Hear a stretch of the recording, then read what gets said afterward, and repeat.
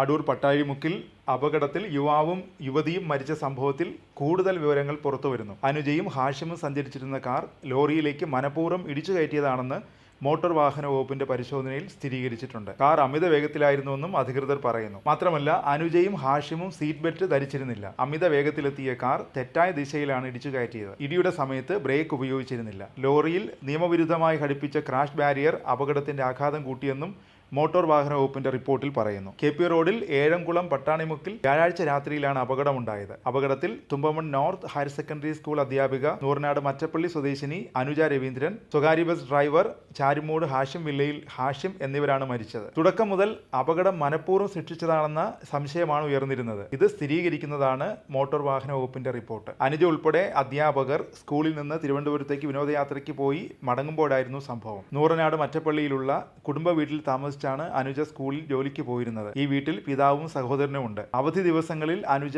കായംകുളത്ത് ഭർത്താവിന്റെ വീട്ടിലേക്ക് പോകും. ഒരു വർഷം മുമ്പാണ് അനുജയുടെ ഭർത്താവ് കായംകുളത്ത് പുതിയ വീട് വെച്ചത്. മാർച്ച് 30-ന് മറ്റപ്പള്ളിയിൽ നിന്ന് കായംകുളത്തേക്ക് താമസം മാറാൻ അനുജ തീരുമാനിച്ചിരുന്നു എന്ന വിവരവും പുറത്തു വരുന്നുണ്ട്. ഇത് ഹാഷിമിനെ പ്രകോപിപ്പിച്ചിട്ടുണ്ടാവാം എന്നും സൂചനയുണ്ട്. അനുജ കൈവിട്ടു പോകുമെന്ന് കരുതിയാണ് കൃത്യത്തിലേക്ക് ഹാഷിം നീങ്ങിയതെന്നാണ് നിഗമനം. അനുജയും ഹാഷിമും തമ്മിൽ പണമിടപാടുണ്ടായിരുന്നതായും പോലീസ് സംശയിക്കുന്നു. അനുജയിൽ നിന്ന് ഹാഷിം പലതവണ പണം വാങ്ങിയിരുന്നതായും പോലീസിന് വിവരം ലഭിച്ചിട്ടുണ്ട്. ഹാഷിമിന്റെയും അനുജയുടെയും സൗഹൃദത്തെക്കുറിച്ച് ഒരു സൂചനയും ബന്ധുക്കൾക്കുണ്ടായിരുന്നില്ല. തുമ്പമൺ ഹയർ സെക്കൻഡറി സ്കൂളിലെ താൽക്കാലിക അധ്യാപികയാണ് അനുജ.